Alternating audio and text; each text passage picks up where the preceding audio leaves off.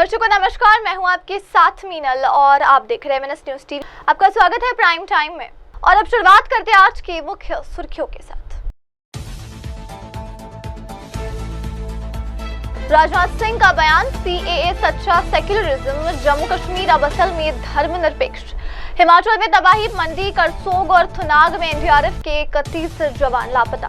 दिल्ली में ऑनलाइन ठगी, मालम निवासी ने 11 लाख की साइबर ठगी, जामताड़ा के 3 आरोपी गिरफ्तार। और अब देखते हैं खबरों को विस्तार के साथ।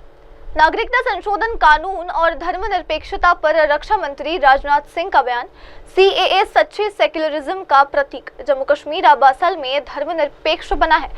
रक्षा मंत्री राजनाथ सिंह ने नागरिकता संशोधन कानून यानी कि CAA, जम्मू कश्मीर और धर्मनिरपेक्षता को लेकर विपक्ष पर जमकर निशाना साधा। एक जनसभा में बोलते हुए उन्होंने कहा कि हमने अपने पड़ोसी देशों में अल्पसंख्यकों पर हो रहे अत्याचारों को देखते हुए नागरिकता संशोधन कानून पास किया। इसका विरोध ज्यादातर वही लोग कर रहे हैं जो केवल मगरमच्छ के आंसू बहाते हैं। भाजपा दुनिया की एकमात्र पार्टी है जिसने पड़ोसी देशों के अल्पसंख्यकों की रक्षा के लिए नागरिकता कानून में संशोधन किया है। इसे ये सच्चा सेक्युलरिज्म कहते हैं। एक कलंक से कम नहीं है मेरे दोस्तों।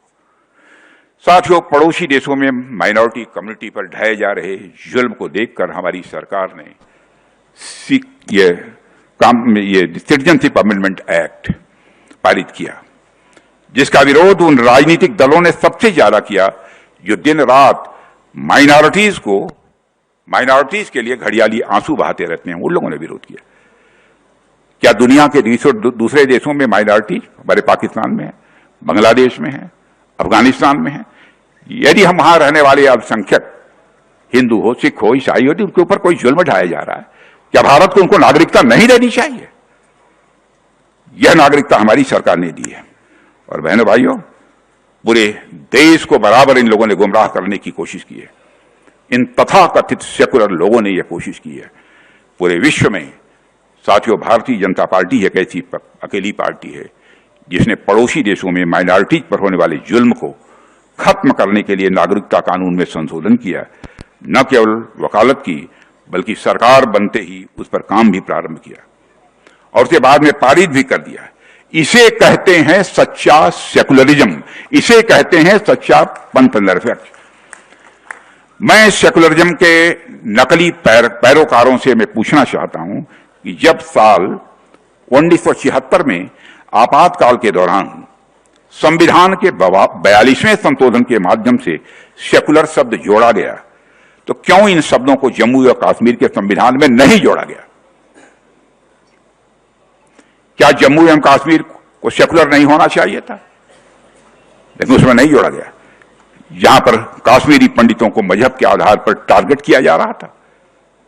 और साथियों, हमने भारतीय संविधान की धारा 370 को समाप्त किया है और तब जाकर जम्मू कश्मीर में वास्तव में जम्मू कश्मीर यह सेकुलर हो पाया है। साथियों, भारतीय संविधान का एक लिविंग डॉक्यूमेंट, जीवंत डॉक्यूमेंट है। भारतीय संविधान एक हमारा जीवंत एक दस्तावेज है। उस पर स्वस्थ तरीके से बहस का चलना लोकतंत्र की ताकत की निशानी है। मैं ऐसा मानता हूं, मगर जनता को संविधान के नाम पर गुमराह करने की जो कोशिश एक बार फिर कांग्रेस और RJD के लोग करना चाहते हैं, उसमें वे इस बार कामयाब नहीं होंगे। और इस देश में सेकुलरिज्म को सबसे अधिक खतरा यदि किसी से है तो इन छद्म सेकुलर वादियों से है। मेरे बहनों भाइयों, इसके प्रति भी हम सबको सजग रहना चाहिए। साथियों, इस बार लोकसभा चुनाव में हमारे देश के सामने सेकुलर सिविल कोड को लागू करने का संकल्प व्यक्त किया है। भाजपा के संकल्प पत्र के निर्माण समिति का भी मैं अध्यक्ष रहा हूं दोनों बार। मैं तो यही कहूंगा कि मोदी जी जो कहते हैं वही करते हैं। जो कहा है अक्षरशः उसे पूरा किया है। और साथियों, यह काम भी वो जरूर करेंगे। जो लोग भी सेकुलरिज्म को सही मायनों में मानते हैं, उन्हें सेकुलर सिविल कोड के निर्माण में अपना समर्थन देना चाहिए। आइए बढ़ते अगली खबर की ओर। हिमाचल में भारी बारिश से तबाही, मंडी के गोहर गांव में 9, करसोग में 2 और थुनाग में करीब 20 कर्मी लापता। NDRF अधिकारी राजनीश शर्मा ने किया बयान। हिमाचल प्रदेश में भारी बारिश और भूस्खलन से हालात गंभीर बने हुए हैं।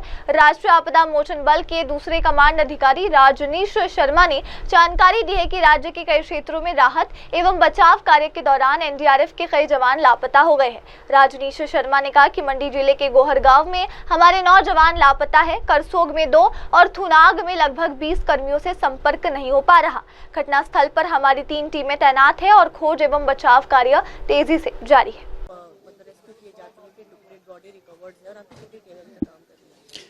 मैम, ये फर्स्ट की नाइट को कोई 1 या 2 बजे जो इंसिडेंट हुआ था, तो इसमें मोस्टली अफेक्टेड एरिया आपका ये थुनाग वाला एरिया, जंजैली वाला एक्सिस और गोहर में और करसोग में। तो गोहर में जो है वो 9 बॉडीज जो हैं वो 9 मिसिंग पर्सनल्स हैं और करसोग में 2 मिसिंग पर्सनल हैं। और यहाँ जो थुनाग वाला एरिया है, इसमें एस्टिमेटेड स्टैटिस्टिक्स जो सिविल एडमिनिस्ट्रेशन से हमें मिल रहे हैं, अप्रोक्सीमेट 20 पर्सनल मिसिंग है डिफरेंट लोकेशन में थुनाग वाले एरिया में। और हमारी एनडीआरएफ की 14th एनडीआरएफ जो हिमाचल में लोकेटेड है यूनिट, उसकी प्रेजेंट में 3 टीमें जो हैं वो अपना पुरजोर कार्रवाई कर रही हैं कि जैसे तैसे हम लाइव विक्टिम्स को ट्रेस करें। और जो भी हमारे पास हमारी कंट्री में और पूरे वर्ल्ड में एक रिनाउंड ऑर्गेनाइजेशन है जो डिजास्टर मैनेजमेंट के लिए, और इसने बाहर भी कई जगह पर काम किया है जैसे टर्की, जापान और नेपाल में। तो जो भी हमारे पास टेक्नोलॉजी है उसको सारे को यूज करते हुए हम तो ये चाह रहे हैं कि जितना जल्दी गोल्डन आवर्स बचा के लाइव विक्टिम्स जो हैं वो ट्रेस आउट किए जाएं। और 3 टीमें जो हैं वो अपने युद्ध स्तर पर कार्रवाई पे लगी हुई हैं इस समय पर। टीमें मैम, अगर सिविल एडमिनिस्ट्रेशन हमें अप्रोच करता है और हमें डायरेक्शन मिलती हैं तो हम और टीमें भी लगाएंगे। और जिस तरह की ग्रेविटी और मैग्नीट्यूड जो इस टाइम स्पेशली थुनाग एरिया का, जो हम अभी मैं आया हूं यहाँ पे गोहर से, जो मैं देख रहा हूँ एरिया को, तो यहाँ पर और टीमें भी जो हैं वो होपफुली जो हैं वो आएंगी, क्योंकि मैग्नीट्यूड ज्यादा है और पर्टिकुलरली थुनाग एरिया में नहीं है, ये अलग अलग पैचेस में 6 to 7 किलोमीटर के अलग अलग पैचेस में फैला हुआ है। तो और टीमें भी लगेंगी और साथ में हमारी जो सिस्टर ऑर्गेनाइजेशन है एसडीआरएफ जो है वो भी साथ में हमारे काम कर। अब बढ़ते अगली खबर की तरफ।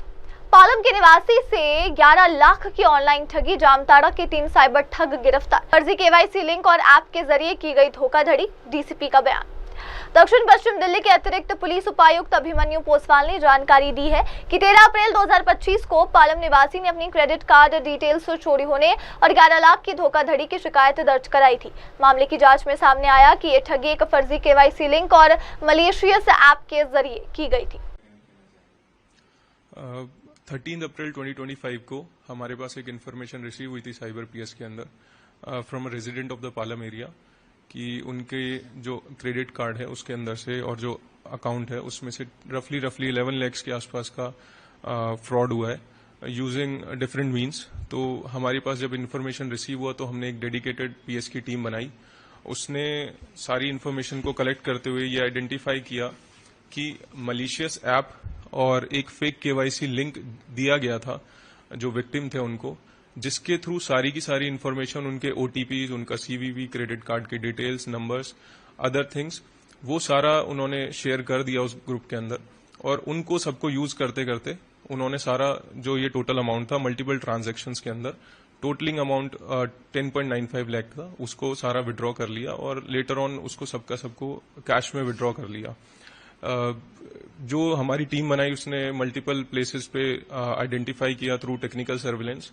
जो लोकेशन हमें आइडेंटिफाई हुई जिसमें 3 एक्यूज मेजर कहीं ना कहीं हमें मिले उसके अंदर, वो जामताड़ा की थी, झारखंड की। उसमें जो 3 एक्यूज थे हमारे, उनका नाम है मुजफ्फर जिलानी, जो सेकंड एक्यूज हैं उसमें आफ्ताब अंसारी, एंड जो थर्ड एक्यूज हमें मिले हैं इसमें मोहम्मद इकबाल रजा हैं। इनसे जितने भी डिवाइसेस थे, स्मार्टफोन्स थे, सिम कार्ड्स और एक डेबिट कार्ड भी था, उसकी रिकवरी हुई है। तो ये मेजर हमारा एक ब्रेक थ्रू आया है जो जामताड़ा के अंदर जाके स्पेसिफिकली हमने क्रैकडाउन किया है हमारी टीम ने साइबर पीएस की। कितने लोग हर चीज में फ्रॉड किया है? हमारे पास जो इन्फॉर्मेशन अभी आई थी उसमें तो हमारे पास एक का ही इन्फॉर्मेशन आया था जिसके बेसिस पे हमने पूरा ट्रैक डाउन किया, बट अभी इन्वेस्टिगेशन फर्दर ऑनगोइंग है आइडेंटिफाई करने के लिए कि क्या क्या और उन्होंने ऐसे ऐसे केसेस करे हुए हैं। अगर जो इन्फॉर्मेशन आएगा तो then we will share again with you. उसमें मेजर 5 स्मार्टफोन है हमारे, 6 सिम कार्ड हैं और एक डेबिट कार्ड जो है उसकी रिकवरी हुआ है। आइए बढ़ते अगली खबर की ओर। बिहार चुनाव से पहले मतदाता सूची संशोधन को लेकर तेजस्वी यादव का चुनाव आयोग पर हमला। ईसी मोदी के आयोग बन गए हैं, विपक्ष को मिलने तक का समय नहीं। आगामी बिहार विधानसभा चुनाव से पहले मतदाता सूची संशोधन और चुनावी तैयारियों को लेकर राष्ट्रीय जनता दल के नेता तेजस्वी यादव ने चुनाव आयोग पर गंभीर आरोप लगाए हैं। उन्होंने कहा कि विपक्ष लगातार आयोग से मिलने का अनुरोध कर रहा है, लेकिन आयोग की ओर से कोई प्रतिक्रिया नहीं दी जा रही।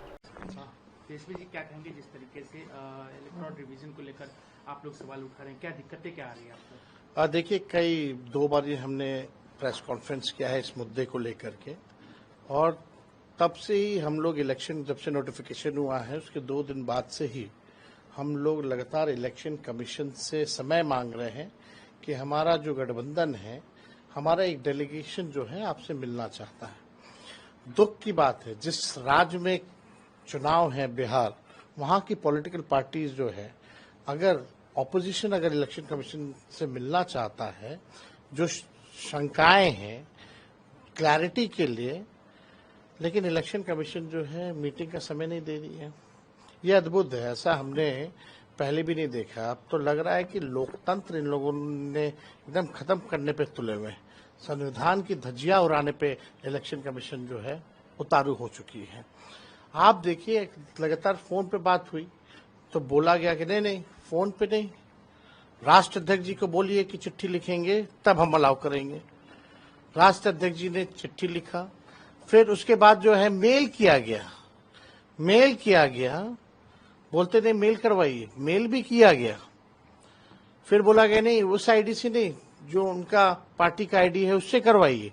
सारे ईमेल आईडी से हमने मेल भी करा दिया, और ये चिट्ठी है लालू जी ने खुद जो है ये चिट्ठी आज फिर लिखा है इलेक्शन कमीशन को, और अब इलेक्शन कमीशन अभी तक जो है मेल का रिप्लाई तक नहीं आया है। आप समझ सकते हैं, मेल का रिप्लाई नहीं आया। और एक लौता राज्य है जहां बिहार में चुनाव होने जा रहा है, और हमारी कुछ शंकाएं हैं, कंफ्यूजन पैदा हो रहे वोटर्स के मन में, और हम पॉलिटिकल पार्टी से आप मिलना नहीं चाह रहे। और अब सुनने में आ रहा है कि नहीं, इलेक्शन कमीशन कह रहा है कि नहीं, एक पॉलिटिकल पार्टी, सब अलायंस के लोग डेलीगेशन नहीं आएंगे, हम अलग अलग इंडिविजुअल पॉलिटिकल पार्टी से बात करेंगे। क्यों भाई, अलग अलग क्या मायने हैं? अगर हमारा डेलीगेशन है, हमारा अलायंस है, अगर हम एक साथ अपनी बात को रखना चाहते हैं, आप गरीबों का वोट काट रहे हैं, यानी आपके पास कोई जवाब नहीं है, आपकी चोरी जो है वो पकड़ी गई है।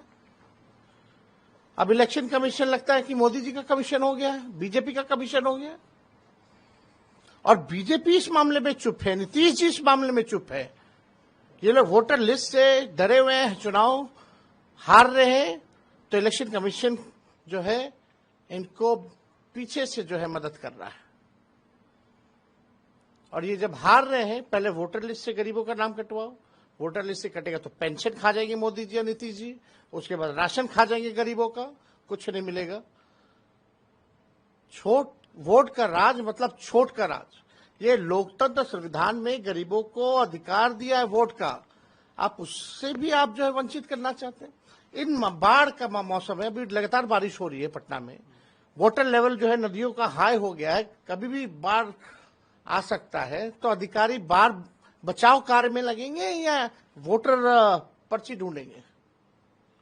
हमारी कुछ शंकाएं आप दूर कीजिए, सेटिस्फाई कीजिए आपकी शंकाएं। लेकिन आप देखिए, आज तक ऐसा नहीं हुआ कि भाई इलेक्शन कमीशन जो है समय नहीं दे रहा। पॉलिटिकल पार्टीज हैं, जहां चुनाव है, ऐसा कौन सा व्यवस्था है इलेक्शन कमीशन की, हम जानना चाहते हैं। एक राज्य, केवल एक राज्य में चुनाव है, इतनी कौन सी व्यवस्था है? अब बात करते हैं वन नेशन वन इलेक्शन की, एक जगह तो ढंग से चुनाव नहीं हो पाता, बेईमानी होती है। तो ये पूरी तरीके से स्पष्ट हो गया है, साजिश हो रही है और इलेक्शन कमीशन और मोदी जी, नीतीश जी तीनों मिल करके ये बेईमानी कर रहे हैं। इनके पास हमारे सवालों का कोई जवाब नहीं है, इसलिए ये जवाब नहीं दे रहे, मिलने का समय नहीं दे रहे। आप बताइए फिर क्या क्या क्या फायदा है फिर इलेक्शन कमीशन का? आप चुनाव क्यों कर रहे हो?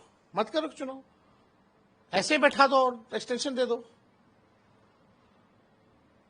ये क्या दिखावटी है ये लोग से। Tejashwi ji main and where is election commissioner?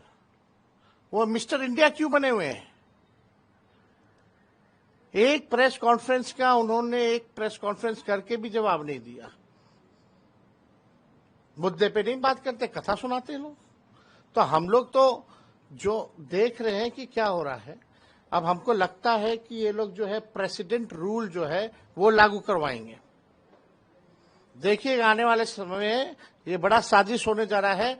Bihar में मोदी जी जो है प्रेसिडेंट रूल लगवा करके, राष्ट्रपति शासन लगवा करके सारा कमान अपने हाथ में लेने वाले हैं। आप सोचिए कितना बड़ा मुद्दा है ये। गरीबों का अधिकार छीना जा रहा, वोट का अधिकार छीना जा रहा है और इलेक्शन कमीशन मिल नहीं रही है पॉलिटिकल पार्टी से। हम पूछना चाहेंगे भाई और क्या करें? मिलने का नहीं समय दीजिएगा तो क्या करें? कहां है जस्टिस? ये तो अन्याय हो रहा है। तो क्या आपको लग रहा है कि आने वाले दिन में आप लोग के लिए और चुनौतियां होगी इस तरीके से अगर किया जाएगा तो? नहीं तो सब लोग नंगे होंगे। आप सोचिए आखिर क्यों नहीं मिलना चाह रही है भाई इलेक्शन कमीशन? एक सिस्टम है, एक ढांचा है, एक स्ट्रक्चर है। इंडिपेंडेंट बॉडी सिर्फ अब कहने के लिए हुआ है, बाकी सारा बीजेपी का गुणगान गाते हैं ये लोग। आरएसएस और बीजेपी के ऑफिस में कार्यक्रम बनता है इलेक्शन का, वोटर लिस्ट वहां तैयार होता है और बस शेड्यूल भी वहीं तैयार होता है और बस इलेक्शन कमीशन घोषणा करने के लिए और कुछ करने के लिए नहीं है। मोदी जी हो या बीजेपी के कई नेता कितना बार चुनाव में धर्म के नाम पे गंदी गंदी भाषाओं का इस्तेमाल किया है। आज तक इलेक्शन कमीशन ने प्रधानमंत्री या गृह मंत्री या उनके जितने चिंटू पिंटू हैं उन पे कोई कार्रवाई नहीं की है। ऑन रिकॉर्ड में कह रहा हूं, चाहे कर्नाटका में बजरंग बली के नाम को लेकर के किस प्रकार से नफरत फैलाने की बात प्रधानमंत्री कह रहे थे, यहां मंगलसूत्र छीनने की बात कर रहे थे प्रधानमंत्री, कहीं भी कार्रवाई इलेक्शन कमीशन ने नहीं किया। चुनाव के दिन, वोटिंग के दिन प्रधानमंत्री रोड शो करते हैं, प्रचार करते हैं, कोई कार्रवाई नहीं की जाती है। Election commission has become a puppet. ये करारा जवाब मिलेगा। ये लोकतंत्र की जननी है बिहार और लोकतंत्र की जननी से लोकतंत्र को खत्म करना चाहते हो, ये बिहार और बिहारी बर्दाश्त नहीं करेगा। तो आप आगे क्या करेंगे? कि आप इतने कह रहे हैं कि आप प्रेस कॉन्फ्रेंस कर रहे हैं, ईमेल भेज रहे हैं, लेकिन रिप्लाई नहीं। अगर नहीं मिलना तो स्पष्ट मना करे, इलेक्शन कमीशन नहीं मिलना है, नौटंकी ना करे। एक अंतिम सवाल, आज राजनाथ सिंह भी आए हैं जहां आप कार्यक्रम कर रहे थे, कह रहे थे कि हम लोग फिर जो है तीसरी बार नीतीश जी के साथ सरकार बनाने जा रहे हैं, नीतीश जी के गुणगान कर रहे थे, कैसे देखते हैं? देखिए भाजपा सबसे बड़ी पार्टी, इनके पास कोई चेहरा नहीं है और अमित शाह जी ने स्पष्ट कर दिया कि चुनाव तक ही जो है इनको रखेंगे या चुनाव के बाद जो है वो हो जाएगा। अब जदयू थोड़ी रहेगी, अब तो भाजपा का प्रकोष्ठ हो गया जदयू। और अब देखते हैं अगली खबर। गुजरात सचिवालय में प्लास्टिक की जगह अब सखी नीर ग्लास बोतलें। मुख्यमंत्री भूपेंद्र पटेल ने किया पुनः प्रयोज्य जल संयंत्र का उद्घाटन। गुजरात के मुख्यमंत्री भूपेंद्र पटेल ने आज राज्य सचिवालय में इन हाउस पुनः प्रयोज्य ग्लास वाटर बॉटलिंग प्लांट और बोतल पुनः उपयोग प्रणाली का उद्घाटन किया। अब सचिवालय परिसर में प्लास्टिक की पानी की बोतलों की जगह ग्लास बोतलें, सूखी नीर का उपयोग किया जाएगा। ये पहल न केवल पर्यावरण संरक्षण की दिशा में एक बड़ा कदम है, बल्कि महिला सशक्तिकरण से भी जुड़ी है, क्योंकि इस सखी नीर प्लांट का संचालन मां नर्मदा एकता महिला मंडल द्वारा किया जाएगा।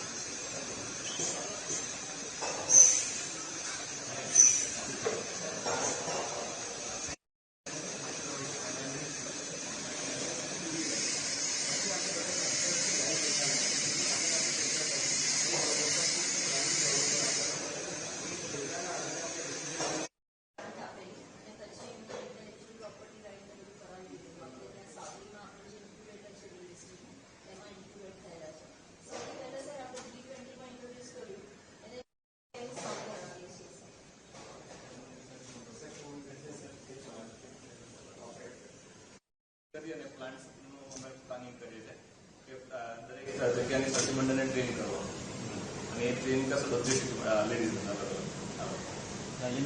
સ્થાનિક સખીમંડળ બી છે સર સ્થાનિક સખીમંડળની ટ્રેનિંગ ચાલુ થઈ ગઈ છે દરેક જગ્યાએ સર આમાં આપણે ત્યાં જે આવા કંપની થોડો ઓફ બનાવે છે આપણું તો વધારે સારું છે પણ આવા કંપની જે કોસ્ટમાં વેચે છે ને એનાથી 90% કોસ્ટ ઘટીને ખાલી 10% કોસ્ટ આપણું સ્ટાર્ટઅપ કલાકમાં 500 બોટલ કલાકમાં 500 આપણે 7,000 બોટલ કમ કેટલા એક બોટલ આવશે ₹7 બોટલ સાહેબ 500 ml બોટલ છે 15 રૂપિયા આપણે પેલા પ્લાસ્ટિક વાળા એટલે જ લઈ અને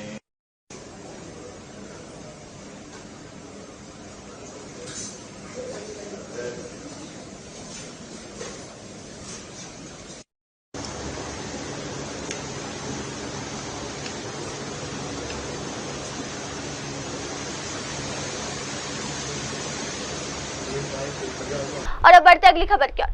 कावड़ यात्रा पर मौलाना तौकीर रजा का बयान, सरकारी आदेशों का पालन हो लेकिन मांस बिक्री जैसे मुद्दों पर हो संवेदनशीलता। इत्तेहाद मिल्लत काउंसिल के अध्यक्ष मौलाना तौकीर रजा खान ने कावड़ यात्रा को लेकर एक संतुलित और सौहार्दपूर्ण बयान दिया है। उन्होंने कहा है कि सरकार द्वारा जारी किए गए आदेशों का पालन सभी को करना चाहिए और उन्हें जमीन पर लागू भी किया जाना चाहिए। उन्होंने कहा कि सरकारी आदेशों का पालन जरूरी है लेकिन हमें ये भी देखना चाहिए कि नेम प्लेट लगाने या मांस बिक्री जैसे मुद्दों के पीछे असल मंशा क्या है। मैं खुद खुलेआम मांस की बिक्री का विरोध करता हूँ, खासकर ऐसे अवसरों पर जब लोग अपनी श्रद्धा और आस्था के साथ सड़कों पर उतरते हैं। नहीं, जो शासनादेश है उसका पालन होना चाहिए, उस पर अमल किया जाना चाहिए। नेम प्लेट लगाने से उनका क्या मकसद है, या खुले में मांस की तो मैं खुद मुखालफत करता हूँ। खुले में मांस नहीं बिकना चाहिए और ख़ास तौर से ऐसे मौके जब लोग अपनी आस्था लेकर सड़कों पर निकले हुए हैं, ऐसे में ऐसी कोई चीज़ नहीं होनी चाहिए जिससे किसी की आस्था आहत होती है। रहा सवाल इस बात का कि नेम प्लेट का मतलब ये है कि आपकी पहचान होनी चाहिए कि आप कौन हैं। अपनी पहचान जो लोग छुपाते हैं, मैं कहता हूं कि जिस दिन अपनी पहचान हम बताने लगेंगे, दिखाने लगेंगे, उस दिन ये लोग चाहेंगे कि हम अपनी पहचान छुपाने लगें। अपनी पहचान छुपाना ये ख़राब बात है। हमें अपनी पहचान जाहिर करनी चाहिए, अपने लिबास से, अपने तरीक़े से, अपनी शक्ल सूरत से, अपनी गुफ्तगू से हमें अपनी पहचान जाहिर करनी चाहिए। नेम प्लेट लगाने के बजाय हमें देख के लोगों को पता चलना चाहिए कि हम कौन हैं।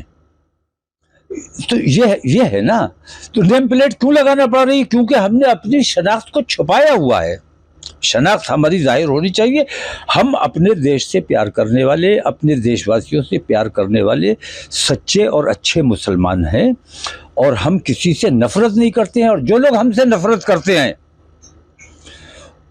उनको अगर हम पसंद नहीं हैं तो हम सरकार से भी कहेंगे कि सरकार को अगर हम पसंद नहीं है, पुलिस को अगर हम पसंद नहीं है, प्रशासन को पसंद नहीं है, प्रेस को पसंद नहीं है, तो हमें बताओ कि हम क्या करें, हमें क्या करना चाहिए।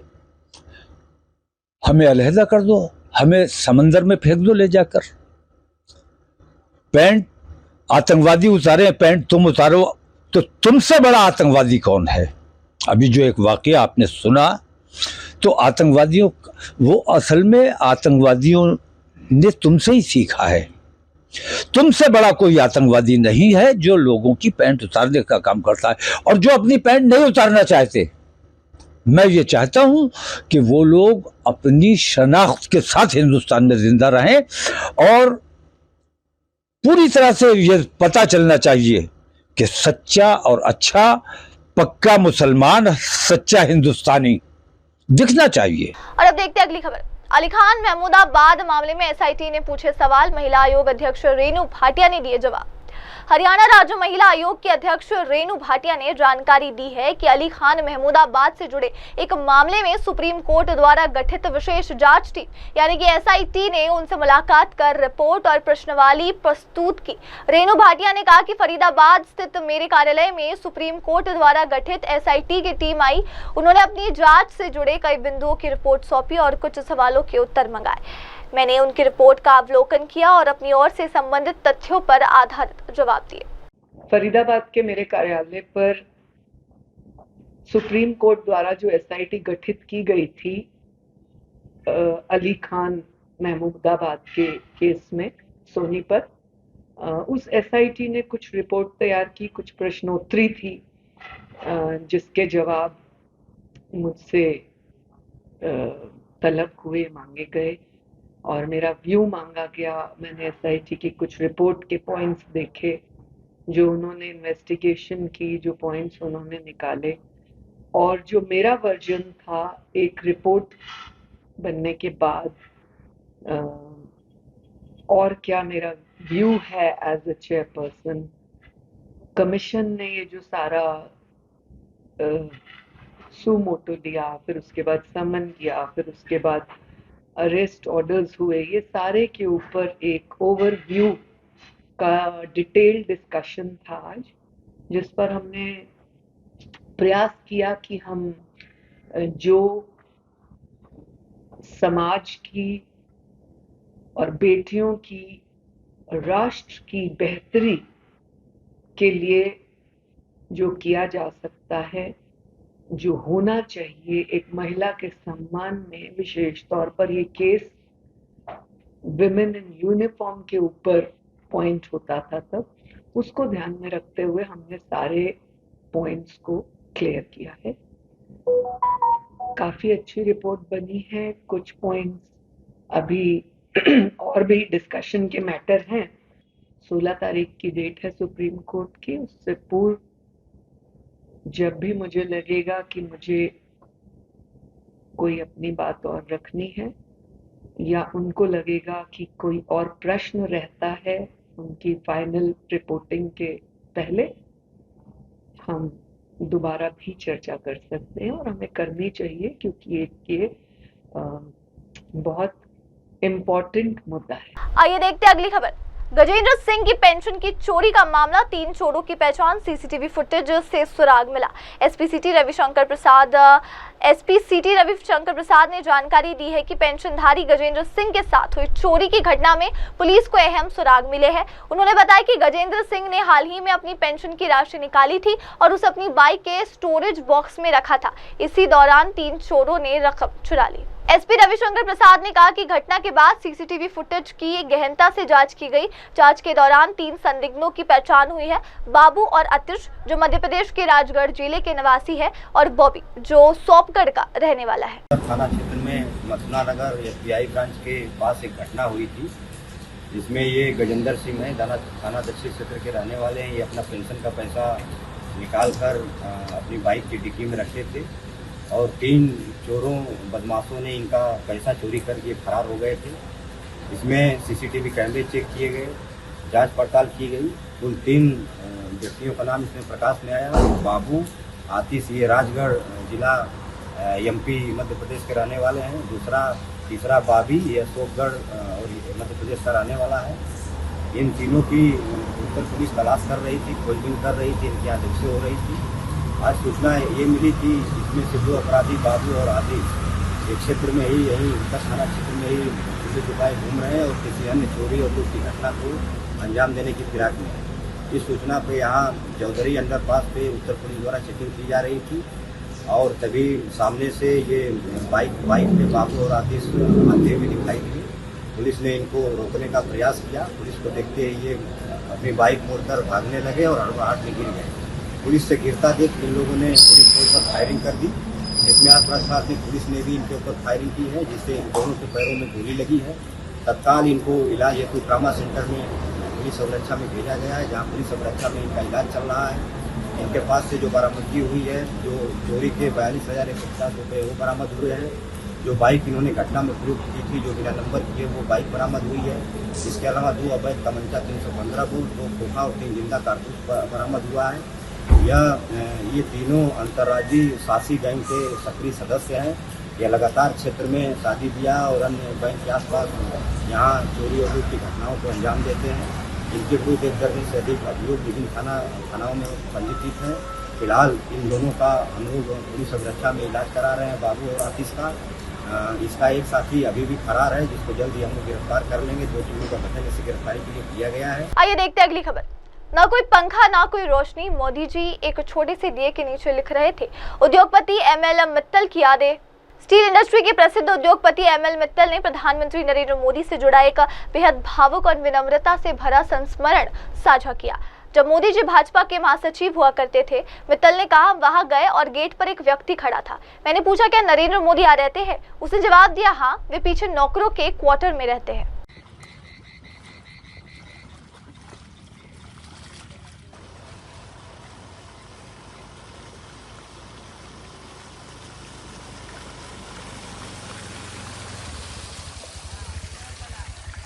आइए देखते हैं अगली खबर। आतंकवाद मानवता का दुश्मन है, संयुक्त राष्ट्र में सुधार आवश्यक। प्रधानमंत्री मोदी ने घाना के राष्ट्रपति से मुलाकात में कहा।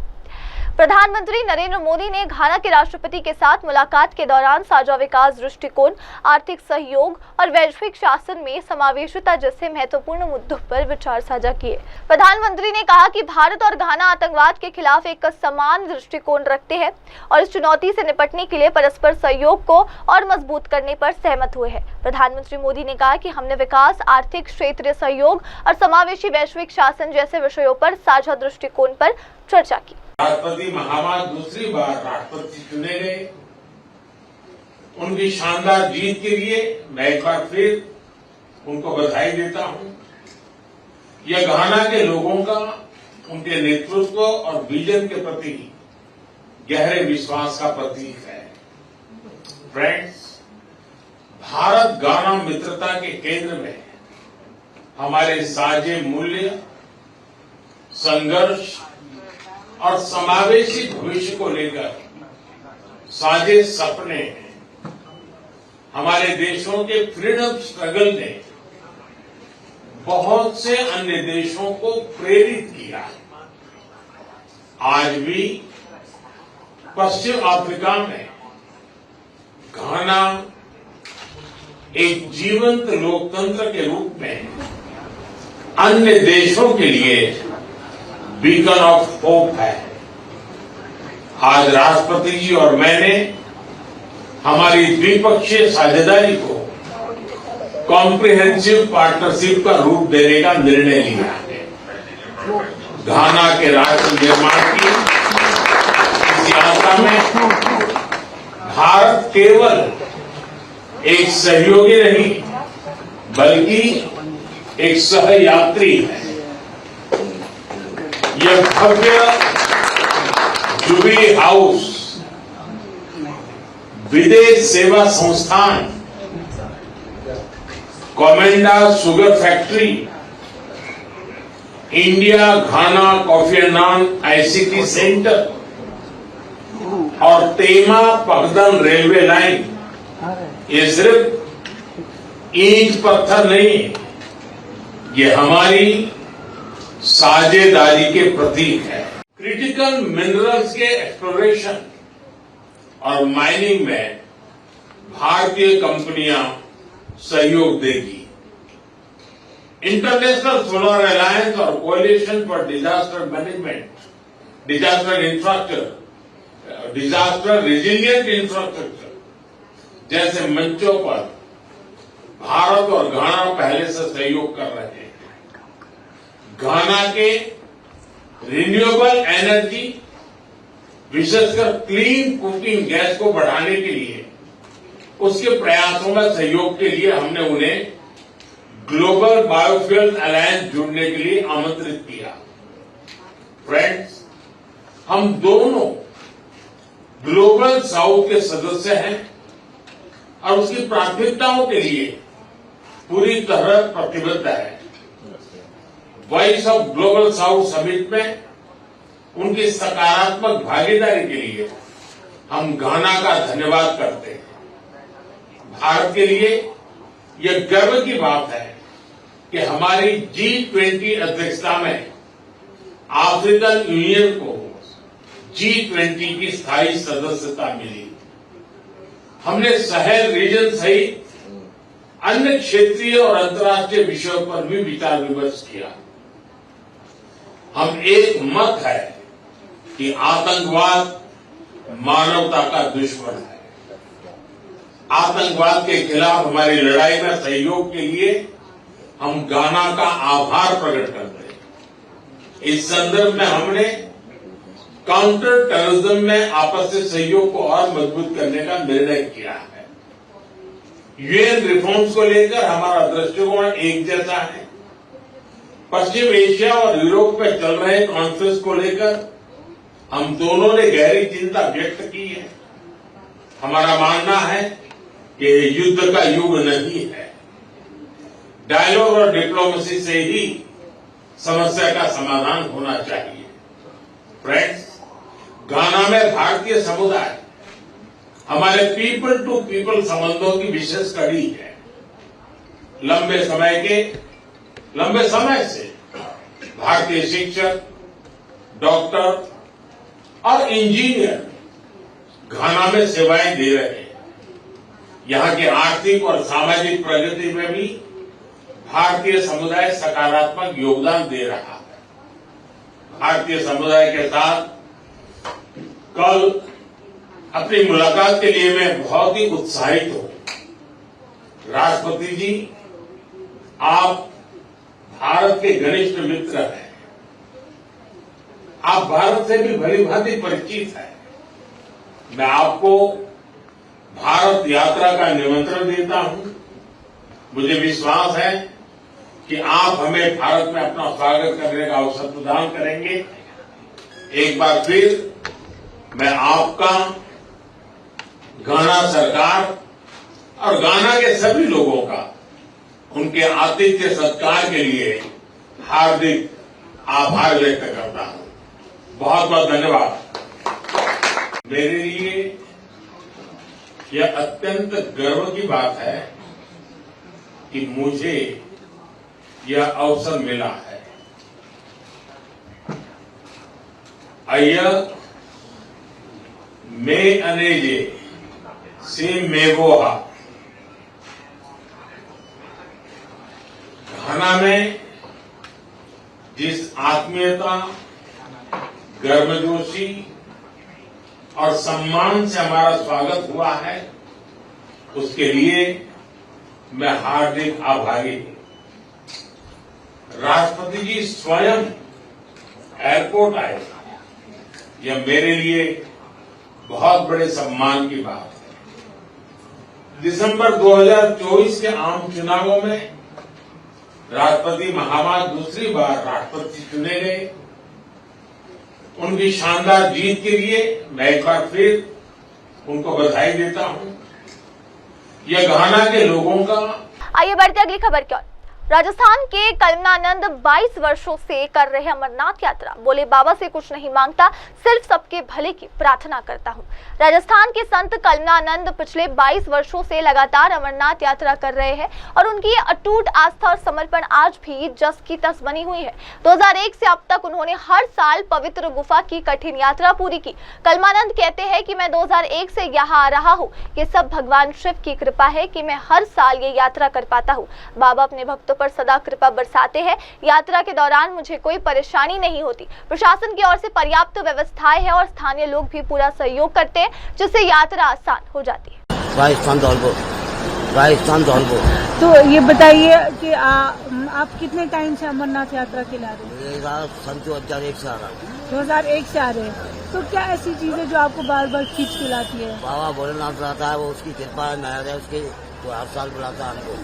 उसकी इतनी अच्छी कृपा रहती है, सब ज्ञानुओं पर, भक्तों पर अच्छी कृपा बनाए रखता है। वो ज्ञानुओं को, सब भक्तों को अच्छे तरीके से, किसी बात की कोई परेशानी आती है, किसी दिक्कत नहीं आती है, हमारी बहुत सुविधा होती है। किसी बात की टेंशन नहीं है, सुविधा करने वाली जनता, पब्लिक सभी, ऐसी कोई बात नहीं है। बोले जय शंकर जी।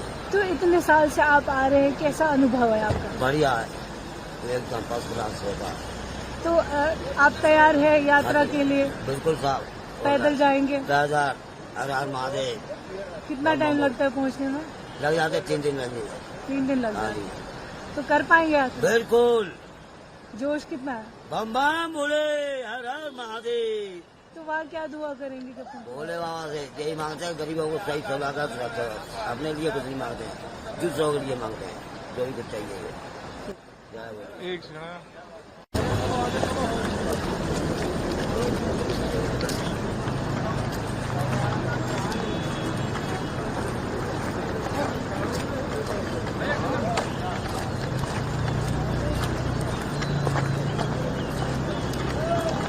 हर हर महादेव, जय शंकर भगवान की,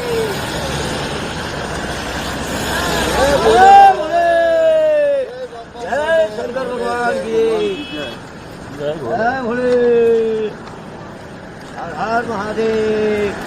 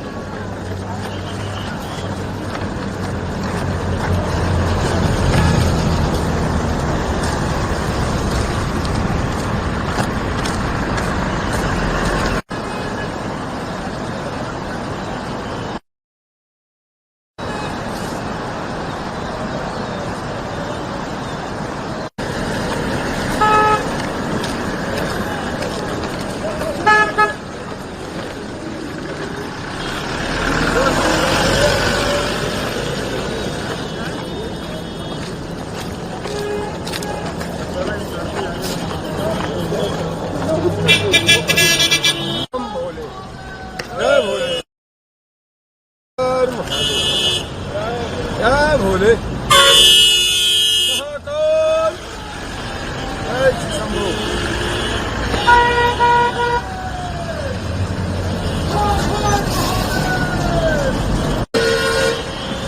हर हर महादेव, हर हर महादेव, हर हर महादेव, बम बम महादेव, हर हर महादेव। और अब बढ़ते अगली खबर की ओर।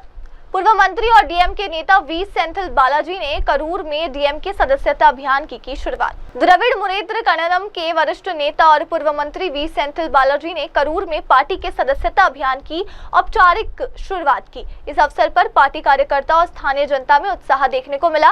सेंथिल बालाजी ने कहा कि यह अभियान पार्टी को जमीनी स्तर पर और अधिक मजबूत करेगा तथा युवाओं और नए मतदाताओं को जोड़ने का एक प्रभावी माध्यम बनेगा। उन्होंने लोगों से बड़ी संख्या में सदस्यता लेने और डीएमके की विचारधारा से जुड़ने की अपील की।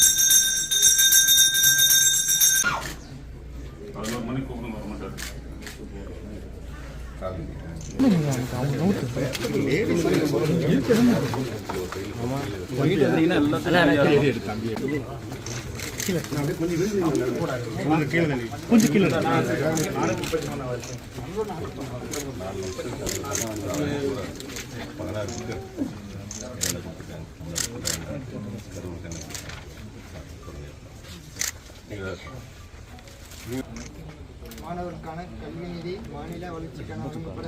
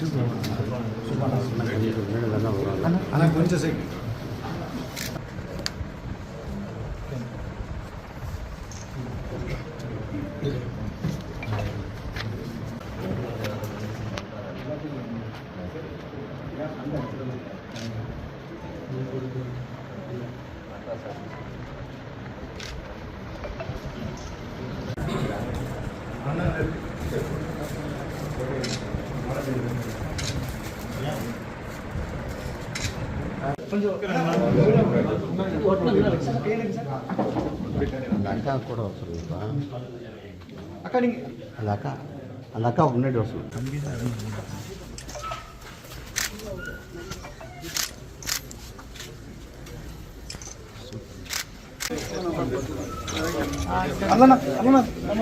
आइए बढ़ते अगली खबर की ओर।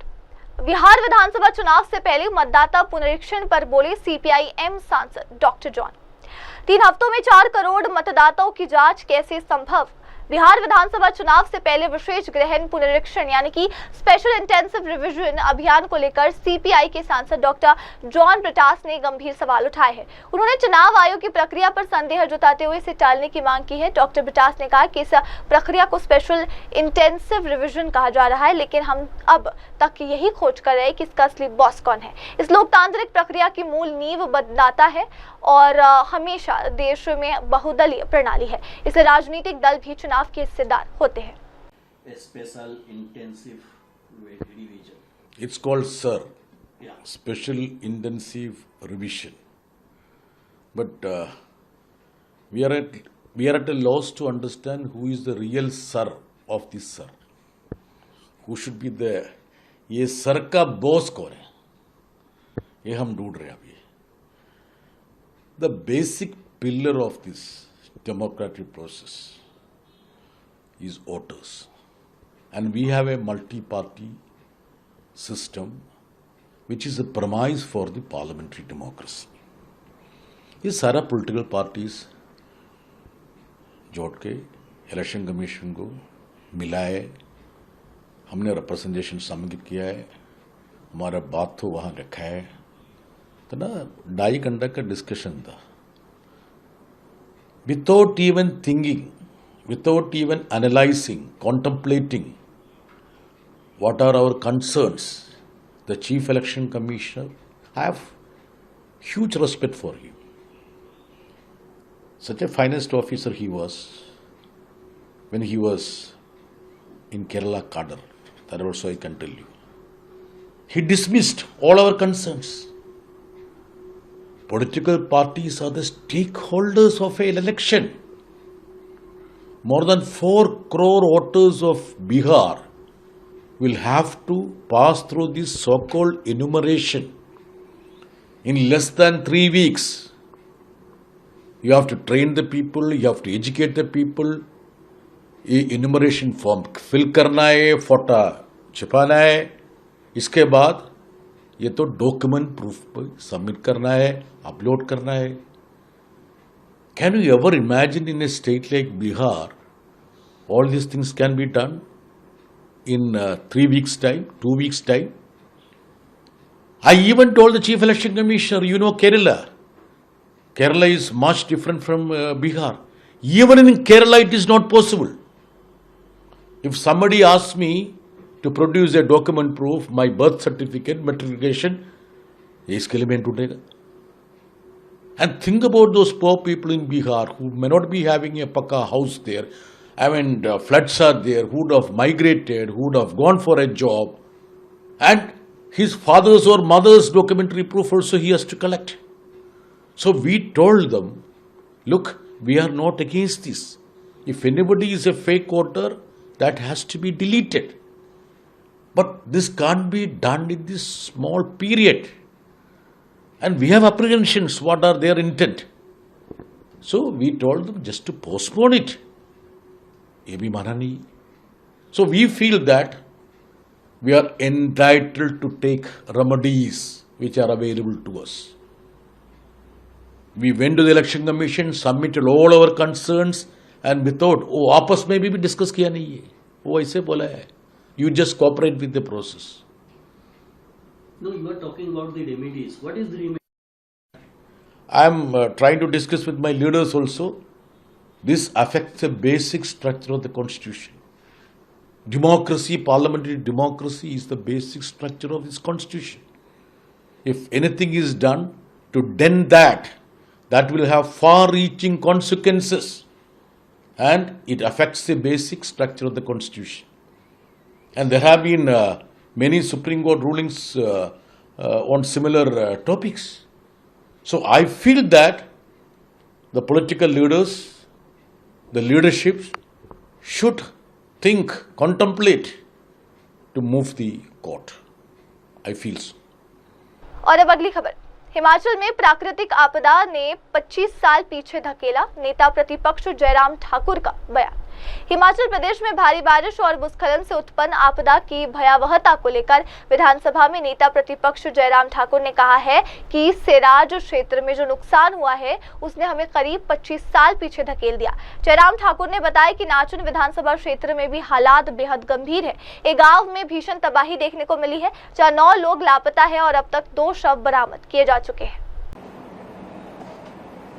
मैं कह सकता हूं कि सराज विधानसभा क्षेत्र तो एक तरह का 25 साल पीछे चला गया। बहुत परिश्रम, बहुत मेहनत के साथ एक एक चीज को लोगों ने अपने लिए जोड़ा था और बहुत परिश्रम के साथ मेहनत करते हुए एक एक चीज को मैंने सराज विधानसभा क्षेत्र के लोगों के लिए एक विधायक होने के नाते जोड़ा था। आज वो सब कुछ तबाह हुआ है और उसी तरह से मैं देख रहा हूं कि नाचन विधानसभा क्षेत्र में भी इसी प्रकार की स्थिति एक बहुत बड़े हिस्से में हमको देखने को मिली है। नाचन विधानसभा क्षेत्र के स्यांज का पंगलियूर का जो गांव है, उस गांव में त्रासदी के पश्चात बहुत बड़ा जान माल का नुकसान हुआ है और उस नुकसान में जो हमने देखा है कि उस नुकसान में 9 जो है वो लोग मिसिंग है और 9 लोग जो मिसिंग है उनमें से अभी तक 2 का ही शव जो है बरामद हो पाया है और एक तो डेड बॉडी देहरा से वहां पर जो है मिली है, जोगिंदर नगर से मिली है।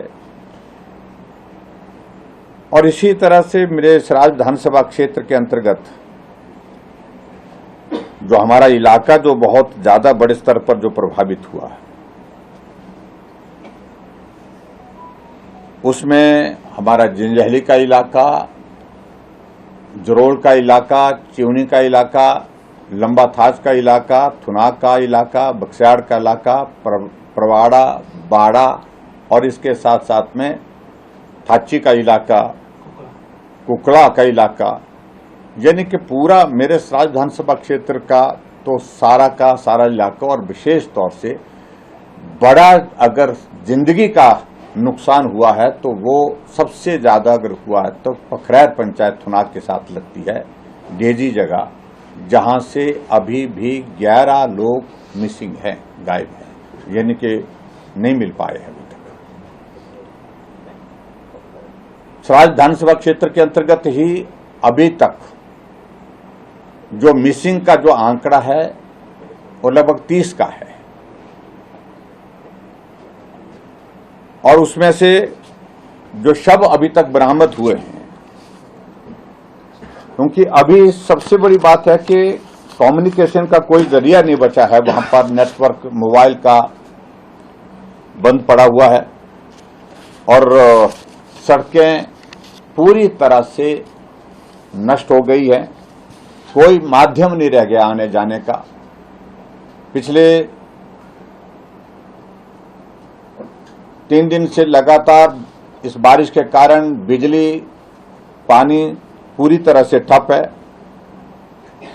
और ऐसी सूरत में अभी तक जो है उसमें हमारे यहां पर जो मौत जो कंफर्म हुई है वो आंकड़ा 9 तक पहुंचा है, जो डेड बॉडी जिनकी रिकवर हुई है, और इसके अलावा लगभग 21 लोग अभी भी मिसिंग है। यह आंकड़ा आगे पीछे हो रहा है क्योंकि जैसे जैसे इंफॉर्मेशन मिल रही है, जैसे जैसे जानकारी मिल रही है, तो उसके मुताबिक ये सारा आंकड़ा आगे पीछे कई बार बीच में हो रहा है, लेकिन कंफर्म अभी तक जो है मिसिंग का नंबर जो लगभग 30 के नंबर बन रहा है, 30 नंबर बन रहा है।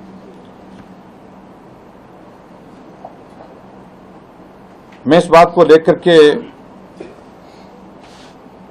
आप सबके साथ ये साझा करना चाह रहा हूं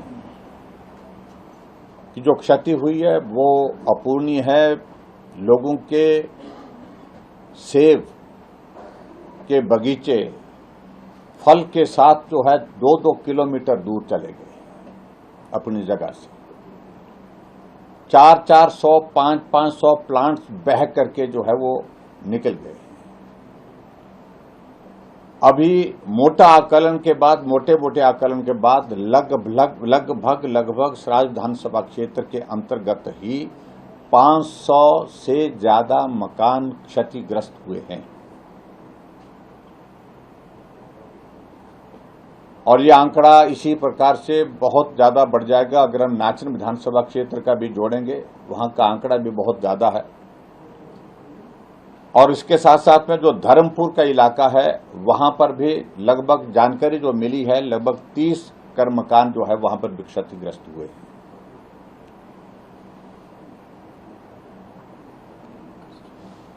और इसी तरह से करसोग में भी, जहां पर एक शव अभी तक बरामद हुआ है, बाकी वहां पर भी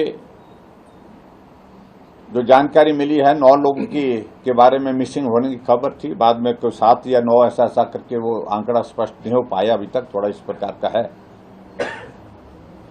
लेकिन मेरा उसमें ये जरूर कहना है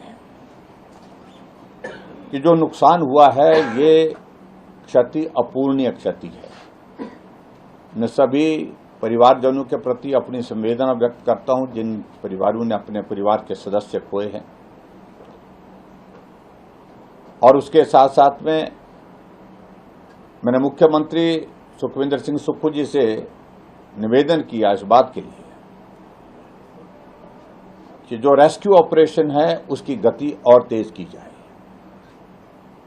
अभी तक जो रेस्क्यू ऑपरेशन है उसमें एसडीआरएफ, एनडीआरएफ अब पहुंची है। एनडीआरएफ आज से उसने काम शुरू किया है, पिछले कल शाम को पहुंची है।